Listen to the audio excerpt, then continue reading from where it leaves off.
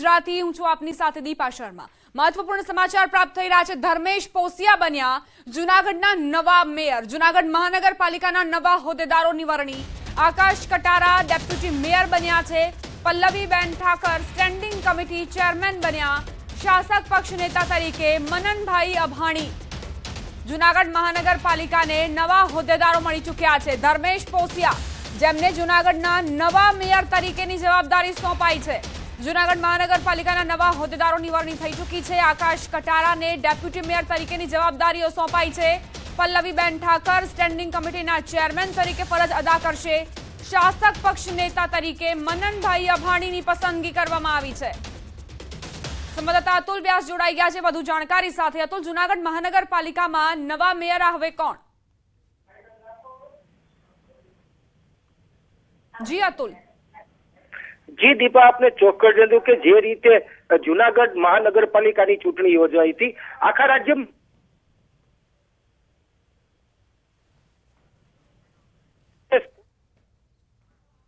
Technical ખામી સર્જાઈ છે। ફરી એક વખત અતુલનો સંપર્ક સાધવાનો પ્રયત્ન કરીશું, પરંતુ અત્યારના આ સમાચાર કે જૂનાગઢ મહાનગરપાલિકાને નવા મેયર મળી ચૂક્યા છે।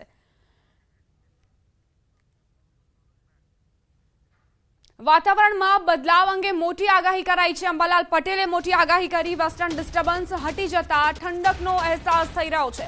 ઠંડીમાં વધઘટની શક્યતા સેવવામાં આવી છે। 8 થી 14 દરમિયાન 8 માર્ચથી 14 માર્ચ દરમિયાન બીજું વેસ્ટર્ન ડિસ્ટર્બન્સ જોવા મળશે। વાદળો અને ભેજ આવશે તેવું પણ કહેવું છે અંબાલાલ પટેલનું। હમણાં વાતાવરણમાં ઠંડક આવે છે, કારણ કે વેસ્ટર્ન ડિસ્ટર્બન્સ જે છે એ હટી જતા વાતાવરણમાં ઠંડક આવતું હોય છે।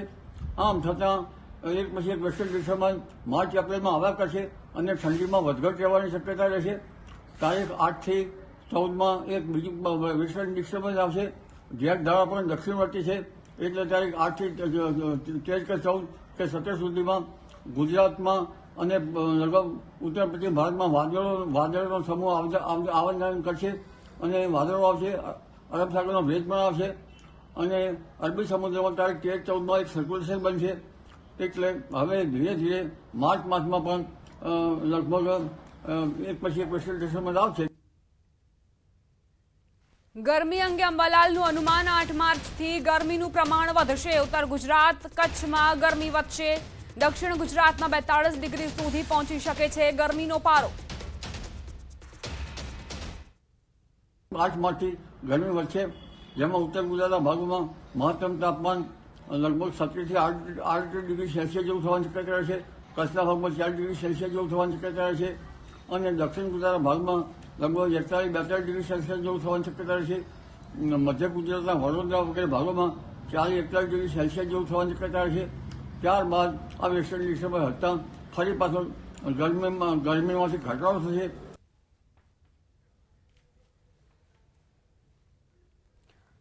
ગુજરાત યુનિવર્સિટી ખાતે તબીબ વિદ્યાર્થીઓના દેખાવો એબીવીપી કાર્યકર્તાઓ સાથે દેખાવો કરાયા।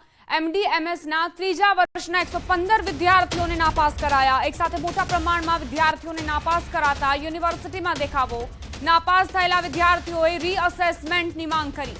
પ્રથમવાર આટલા મોટા પ્રમાણમાં નાપાસ કરાતા વિદ્યાર્થીઓમાં રોષ। પ્રેક્ટિકલમાં સારા માર્ક્સ મેળવનાર વિદ્યાર્થીઓને થિયરીમાં નાપાસ કરાયા। જાન્યુઆરીમાં લેવાયેલ પરીક્ષાના પેપર ચકાસણીમાં ગંભીર બેદરકારીના આરોપ। ડિજિટલ પેપર ચેકિંગ ભૂલ કરેલી હોવાનો વિદ્યાર્થીઓનો દાવો। જવાબ વહી ડિજિટલના બદલે પ્રત્યક્ષ તપાસ કરવા માંગ।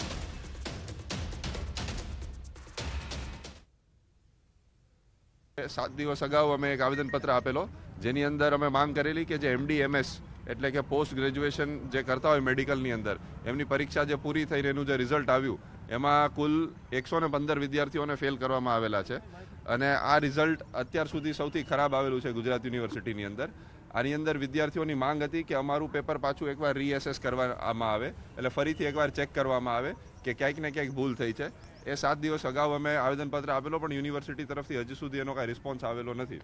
વિદ્યાર્થી પરિષદમાંથી રજૂઆત હતી, વિદ્યાર્થી સંગઠનની રજૂઆત હતી કે તેઓનું રીએસેસમેન્ટ કરવામાં આવે જલ્દીથી જલ્દી અને વિદ્યાર્થીઓને ન્યાય મળે।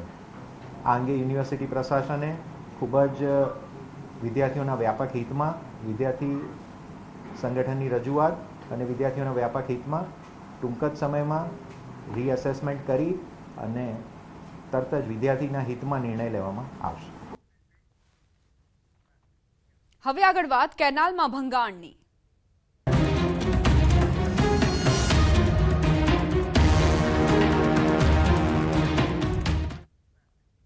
કેનાલમાં ભંગાણથી ઘરમાં ઘૂસ્યા પાણી. સુરત જિલ્લાની મુખ્ય કેનાલમાં મોટું ભંગાણ. કેનાલ ભંગાણના આકાશી દ્રશ્યો સામે આવ્યા. ખેતરોનું ધોવાણ થતા ખેડૂતોને મોટા પાયે નુકસાન પહોંચ્યું છે. ન્યૂઝ 18 ગુજરાતી પર પડે અપડેટ જુઓ. લોકોએ કહ્યું કેનાલના પાણીએ પાયમાલ કર્યા.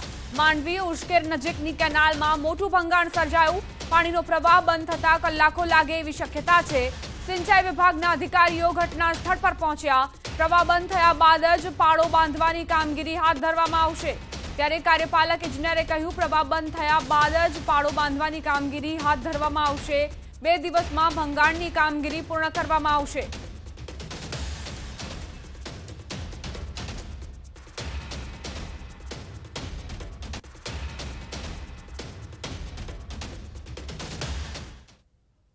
સુરત જિલ્લાના માંડવી તાલુકાના ઉશ્કેર ગામેથી પસાર થતી મોટી કાકરાપાર જમણા કાંઠાની નહેર, જે નહેરને 1 મહિનો પહેલા જે રિપેરિંગનું કામો કરવામાં આવ્યું હતું, જે અંતર્ગત ખાસ કરીને વહેલી સવારે મળે કે 3 કલાકે જે નહેરની અંદર 40 ફૂટ જેટલું ગાબડું પડ્યું છે, જે અંતર્ગત ખેડૂતોના ખેતરોમાં પાણી ફરી વળે છે. દ્રશ્ય બતાવવાનો પ્રયાસ કરીશ કે જે આ ઉશ્કેર રામકુંડ ખાતે આવેલા ખેડૂતોના ઘણા ખેતરોની અંદર હાલ આજે કેનાલ તૂટી જવાના કારણે પાણી ભરાઈ ગયા છે. લોકોનો પાક ધોવાયો છે. તો ક્યાંક ને ક્યાંક કોઈની ખેતીના જવાના માર્ગ ઉપર 5-5 ફૂટ જેટલું ધોવાણ થવા પામ્યું છે. અને સદંતર દ્રશ્યની અંદર જોઈ શકો છો કે આ ખેતર છે કે ખાડી, એ એક સવાલ ઉભો થઈ રહ્યો છે. અહીં અનેક વખત આ કેનાલની અંદર ગાબડાઓ પડ્યા છે, પણ અધિકારીઓનું પેટનું પાણી હલતું નથી. આપણી સાથે ખેડૂતો સ્થાનિક જોડાયા છે, એમની સાથે પણ વાતો કરવાનો પ્રયાસ કરીશું. જી, તમારું નામ, તમારા ખેતરમાં કયો પાક હતો, કેટલા રૂપિયાના ખર્ચે રોપ્યો હતો, અને આ નહેર તૂટી જવાના કારણે ખેતરમાં નુકસાન થયું છે, શું કહેશો? મારું નામ અશોકભાઈ માવજીભાઈ માંગુકિયા, ગામ ઉશ્કેર રામકુંડ. આ અમારું ખેતર છે. આ ખેતરમાં હમણાં મેં આ 15 એકરનું આ બધું થઈને રોપણ મેં કરેલું હતું. અને જ્યાં પહેલા 1 મહિનો નહેર નહીં ઉતી અને નહેર આવ્યા પછીનું આ રોપણ કર્યું છે. અને આ બધું અત્યારે તમે જોઈ શકો છો. જી ભાઈ, તમારું નામ, તમે કયો પાક બનાવ્યો હતો, કેટલું નુકસાન છે, શું કહેશો? મારું નામ હિતેશભાઈ ભીખુભાઈ ભુવા. મેં શેરડી બનાવેલી હતી, બહુ નુકસાન થયેલું છે. અને મારી એવી વિનંતી છે કે જેમ બને એમ જલ્દીથી સહાય વહેલા તકથી મળે. અને મારું નુકસાન બહુ મોટું થયું છે. તમારા ખેતરમાં જવાનો રસ્તો પણ ધોવાઈ મારો રસ્તો ધોવાઈ ગયો. એ બધું તો આ અધિકારીઓને બધું જોવાનું કે શું સહાય કરે. આ હતા ખેડૂતો જણાવી રહ્યા છે. પારાવાર નુકસાનીનો અહેવાલ દ્રશ્યની અંદર જોઈ શકો છો. સામે જે આ ખેતરમાંથી બીજા ખેતરમાં જવાનો માર્ગ છે, એ માર્ગ 5 થી 7 ફૂટ જેટલો ધોવાઈ જવા પામ્યો છે. જે અંતર્ગત સામે પાર જે ખેડૂતોએ ખેતરમાં તલ વાવ્યા હતા, તલની અંદર પણ પાણી ફરી વળ્યું છે. જે અંતર્ગત ખેડૂતોને હાલ પારાવાર નુકસાની વેઠવાનો વાલો આવ્યો છે. અધિકારીના બાબે ખેડૂતોએ જે આ મોડે આવેલો કોરિયો છીનવાઈ રહ્યો છે. ચોક્કસપણે દ્રશ્યો કઈ થઈ જાય છે. કેતન પટેલ, ન્યૂઝ 18 ગુજરાતી, માંડવી, સુરત. સમાચાર રાજકોટથી. દેશી દારૂનો વિડીયો વાયરલ થયો. ખુલ્લેઆમ દારૂ પીતા હોવાનો વિડીયો સામે આવ્યો છે. દારૂ પીવા માટે બેસવાની પણ વ્યવસ્થા. કોઈ પણ રોકટોક વગર ખુલ્લેઆમ દેશી દારૂ લોકો પીતા નજરે પડ્યા. વિડીયો વાયરલ થતા પોલીસની કામગીરી પર પણ અનેક સવાલ ઉઠ્યા છે. અગાઉ પણ પાનના ગલે દેશી દારૂ વેચાતો હોય તે પ્રકારનો વિડીયો સામે આવી ચૂક્યો છે. વધુ એક વખત આ જે વિડીયો વાયરલ થયો છે તેમાં લોકો દેશી દારૂ પીતા નજરે પડી રહ્યા છે. સવાલ એ કે ગાંધીના ગુજરાતમાં લોકો પાસે આ દારૂ આવે છે ક્યાંથી? જ્યારે દારૂ બંધી છે, દારૂ નથી વેચાતો, તો લોકો પાસેથી પહોંચે છે કેવી રીતે? સુરેન્દ્રનગરથી સમાચાર. ધ્રાંગધ્રાના પીઆઈ સસ્પેન્ડ કરાયા. રાજકોટ રેન્જ આઈજીએ પીઆઈને સસ્પેન્ડ કર્યા. ફરજમાં બેદરકારી બદલ કાર્યવાહી. એસએમસી ગેરકાયદે કેમિકલ કૌભાંડ ઝડપ્યું હતું. કેમિકલ કૌભાંડ ઝડપાતા પીઆઈ સામે કાર્યવાહી કરાઈ છે.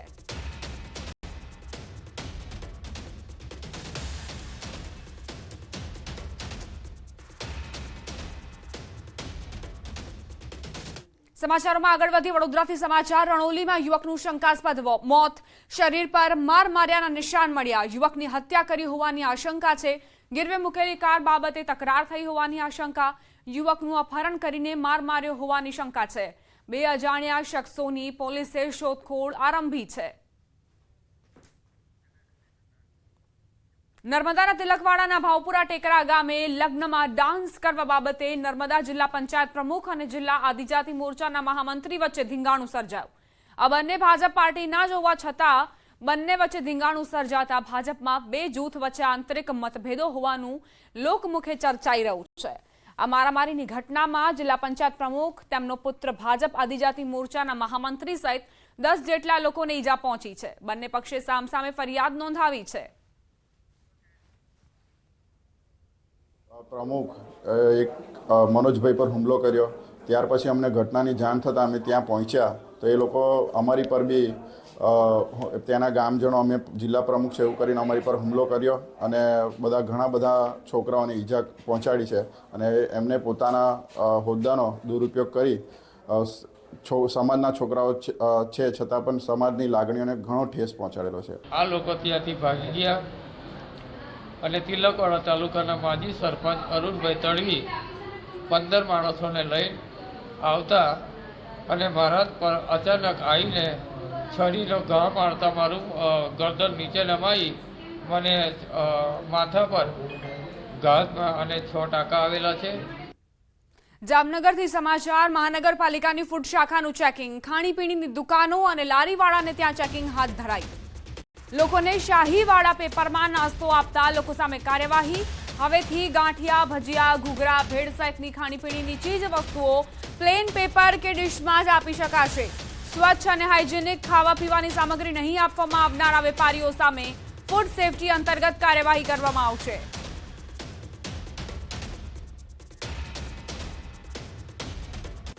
આઠ 10 પેઢીને આ અંગે સચેત કર્યા છે કે પેપરની પસ્તી આ કામમાં ન વાપરતા પ્લેન પસ્તી અથવા તો પ્લેન ડીશ જે વ્હાઇટ કલરની હોય એવી વાપરવા, તેમજ હાઇજેનિક કન્ડિશન મેન્ટેન કરવા અને સાફ સફાઈ રાખવા જરૂરી સૂચનાઓ રૂબરૂ સ્થળ પર આપવામાં આવેલ. પાલીતાણા પંથકમાં સિંહોની લટાર. લાપાડિયા ગામ નજીક 2 સિંહ દેખાયા.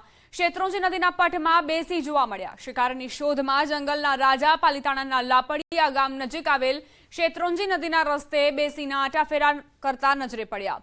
સ્થાનિકો દ્વારા સિંહનો વિડીયો કેમેરામાં કેદ થયો છે.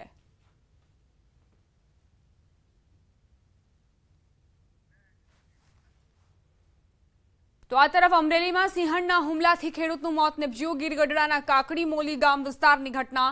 સિંહણ ખેડૂતને દૂર સુધી ઢસડી ગઈ હતી. વન વિભાગ દ્વારા જેસીબીની મદદથી મૃતદેહને છોડાવવામાં આવ્યો.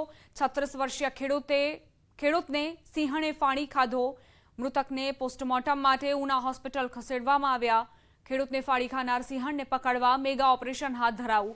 હુમલાખોર સિંહણ પાસેથી માનવ મૃત્યુદેહ છોડાવવા માટે વન વિભાગે જેસીબી ટ્રેક્ટરનો ઉપયોગ કર્યો.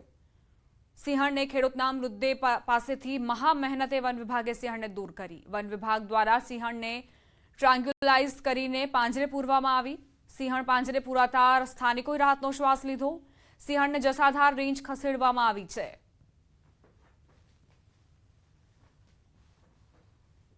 આ વિસ્તારમાં સ્ટાફ દ્વારા માહિતી મળેલ છે કે આ વિસ્તારમાં એ જે સિંહણ જેનું છે જે આ હુમલો કરેલ છે એ આ વિસ્તારમાં જ અવરજવર કરતું હતું અને આ વિસ્તારથી માહિતગાર હતું અને ગામ લોકો પણ આ વન્ય પ્રાણીથી માહિતગાર હતા. જસાધાર અને જાફરાબાદ વન્યજીવ રેન્જના બંને આરએફઓ, વેટરનરી ઓફિસર, ફોરેસ્ટર, વનરક્ષક, ટ્રેકર બધા સાથે મળી અને અંદાજિત 10 વાગ્યાની આજુબાજુ વન્ય પ્રાણીને સફળતાપૂર્વક ટ્રાન્ક્યુલાઇઝ કરી અને રેસ્ક્યુ કરી લીધું છે. વડોદરાથી સમાચાર. શિક્ષણ સમિતિના પૂર્વ પ્રમુખ સામે ફરિયાદ. 1 કરોડ પડાવ્યા હોવાની ફરિયાદ નોંધાઈ. જમીન વેચવા માટે 1 કરોડ પડાવ્યાની ફરિયાદ નોંધાઈ છે. દિલીપ ગોહિલ અને કમલેશ દેત્રોજા સામે આ ફરિયાદ નોંધાઈ છે. 1 કરોડ પડાવ્યા બાદ જમીન અન્યને વેચી દીધી. જામીન પર છૂટેલા કમલેશ દેત્રોજાની ક્રાઇમ બ્રાન્ચે ધરપકડ ફરી કરી છે. પૂર્વ ચેરમેન દિલીપ ગોહિલ હજુ પણ ફરાર છે.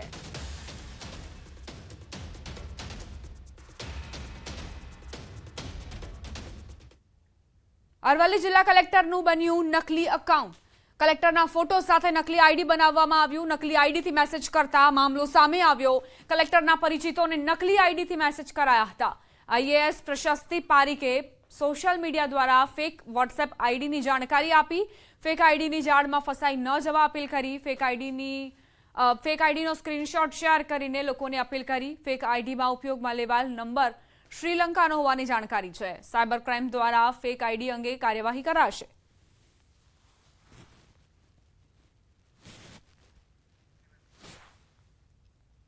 તો નકલી આઈડીથી મેસેજ કરતા જ કલેક્ટરને જાણ થઈ કે તેમનો ફેક એકાઉન્ટ બનાવવામાં આવ્યો છે. નકલી આઈડીનો નંબર શ્રીલંકાનો હોવાની પણ જાણકારી સામે આવી. કલેક્ટરે અપીલ કરી છે કે આ નકલી એકાઉન્ટથી જો કોઈને મેસેજ આવે તો જવાબ ન આપવો, કારણ કે બની શકે કે સાયબર ફ્રોડના શિકાર એ વ્યક્તિ થઈ જાય. સમાચાર અમદાવાદથી નકલી જજ સામે વધુ એક ફરિયાદ. નકલી જજ મોરિસ સેમ્યુઅલ ક્રિશ્ચિયન સામે ફરિયાદ નોંધાઈ છે. મોરિસ અને વકીલ SU રાવલ સામે ફરિયાદ. સિવિલ જજ હાર્દિક દેસાઈએ ફરિયાદ નોંધાવી. AMCની જમીન પચાવી પાડવાનું કાવતરું હતું. ખોટી આર્બિટ્રેશનની પ્રક્રિયા શરૂ કરી હતી. આર્બિટ્રેશન એન્ડ કન્સલેશન એક્ટ 1996નો ભંગ, ખોટા દસ્તાવેજ ઉભા કરવા બદલ ફરિયાદ નોંધાઈ. કારંજ પોલીસે ફરિયાદના આધારે તપાસ હાથ ધરી.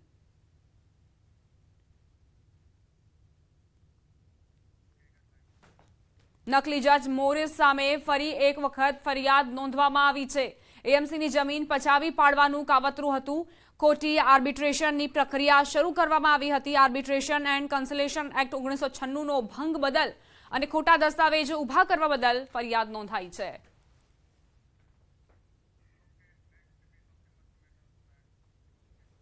વનતારાને લઈને શાહરૂખ ખાનની પોસ્ટ. અનંત અંબાણી અને પ્રધાનમંત્રી મોદીની પ્રશંસા કરી. પ્રાણીઓને પ્રેમ મળવો જોઈએ તેવું કહેવું છે શાહરૂખ ખાનનું. મહત્વનું છે કે પ્રધાનમંત્રી મોદીએ થોડા દિવસ પહેલા જ જામનગરના વનતારાની મુલાકાત લીધી હતી, જેને લઈને બોલિવૂડ સ્ટાર શાહરૂખ ખાને પોસ્ટ શેર કરી છે. સોશિયલ મીડિયામાં પોસ્ટ કરીને પ્રધાનમંત્રી મોદીની પ્રશંસા કરી અને કહ્યું કે પ્રધાનમંત્રીએ લીધેલી મુલાકાત જ કહી આપે છે કે તેઓને પ્રાણીઓ પ્રત્યે કેટલો લગાવ છે.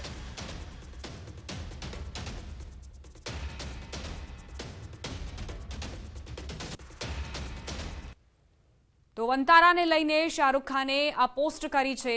પોસ્ટમાં તેમણે લખ્યું છે અનંત અંબાણી અને પ્રધાનમંત્રી મોદીના કાર્યોની પ્રશંસા કરી છે. પ્રાણીઓને પ્રેમ મળવો જોઈએ તેવું કહેવું છે શાહરૂખ ખાનનું.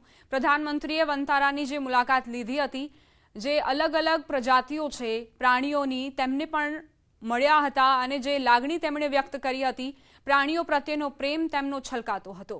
જામનગરના વનતારાની મુલાકાત દરમિયાન જે તસવીરો સામે આવી તેને પોસ્ટ કરીને શાહરૂખ ખાને પોતાની લાગણીઓ પણ વ્યક્ત કરી. રોકાઈશું એક બ્રેક માટે. આપ જોતા રહો news 18 Gujarati.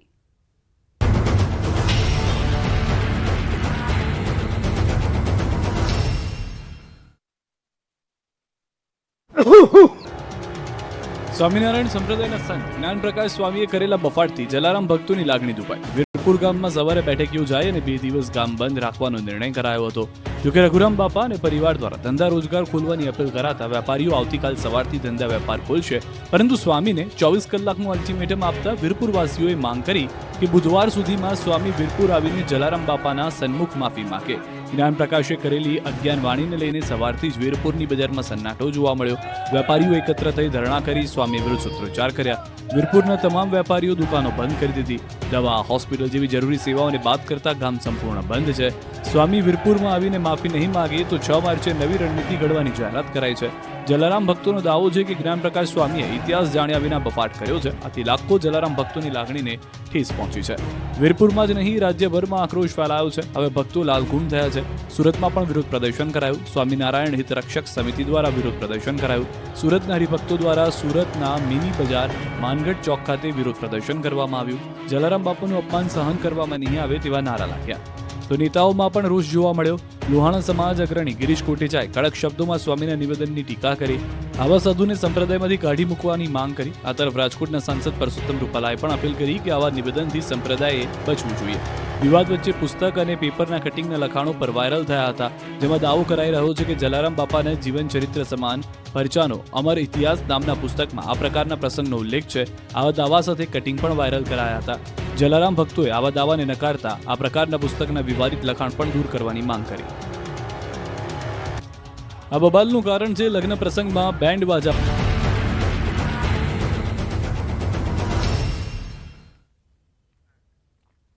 Welcome back. Bhavnagar LCB પોલીસે તળાજાના સરતાનપર નજીક રોડ પરથી એમ્બર ગ્રીસના ટુકડાઓ લઈને જતા મેહુલ બાંભણિયા નામના ઈસમને રંગે હાથ પકડી પાડવામાં આવ્યો.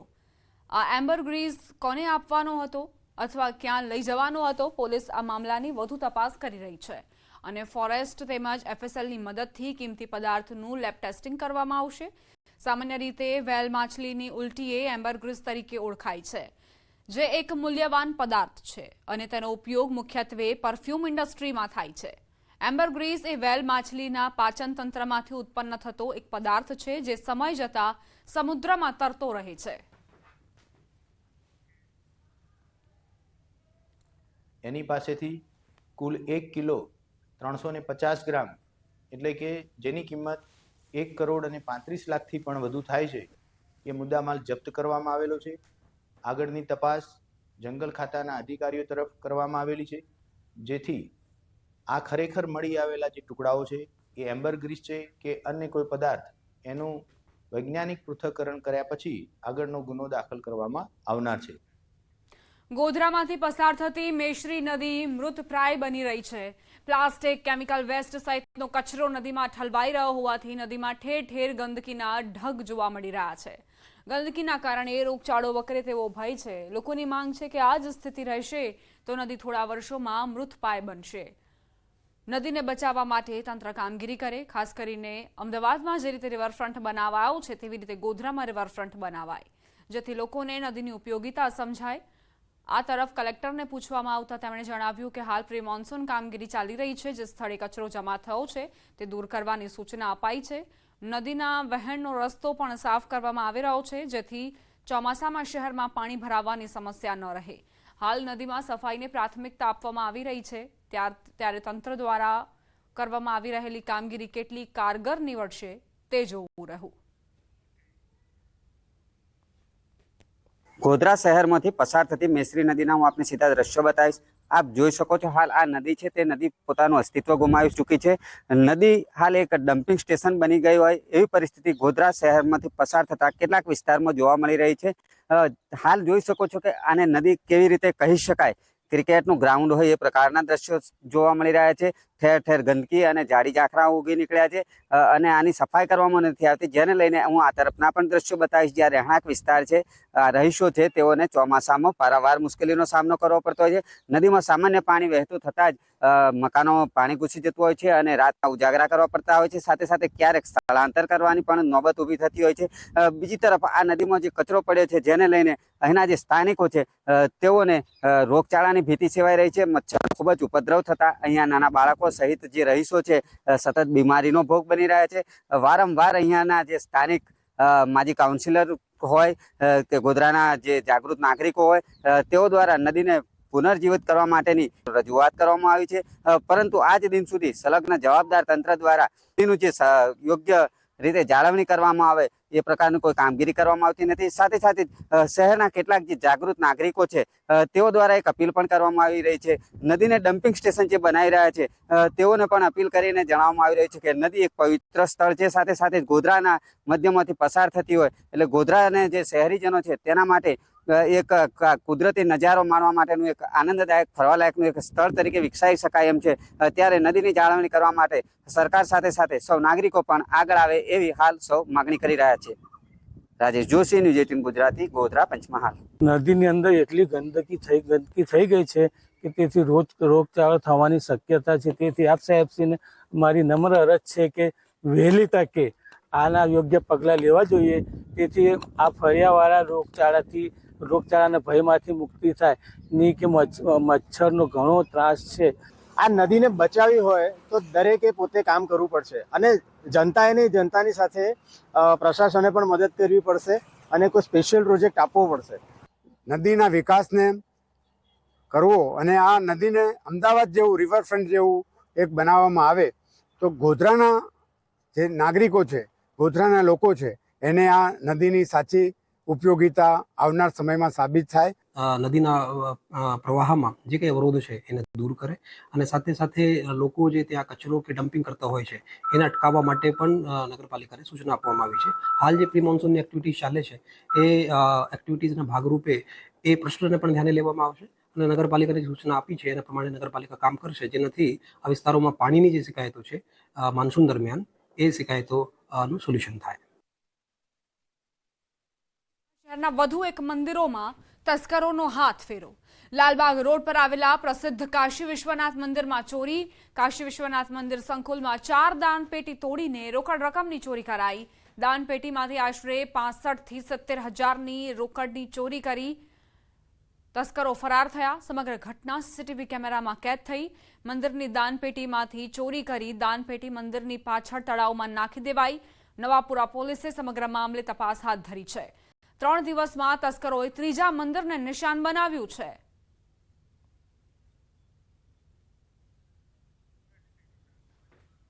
મોરબીમાં 1 વીક 1 રોડ અંતર્ગત ડિમોલેશનની કામગીરી કરાઈ. ભક્તિનગર સર્કલ નજીક શનાળા ગામ નજીક દબાણ હટાવવાની કામગીરી કરાઈ. ગેરકાયદે ઉભા કરાયેલા કાચા પાકા બાંધકામ તોડી પડાયા. જોકે ડિમોલેશનની કામગીરી વચ્ચે વિરોધના સુર પણ ઉઠતા દેખાયા. જાહેર માર્ગો પર વગદાર માણસોના ગેરકાયદે બાંધકામ સામે કાર્યવાહી ન થતી હોવાનો સ્થાનિકોનો આરોપ. મહાનગરપાલિકા ભેદભાવ રાખી ગરીબ અને નાના વેપારીઓ સામે જ ડિમોલેશનની કામગીરી કરતી હોવાનો આરોપ મૂક્યો છે.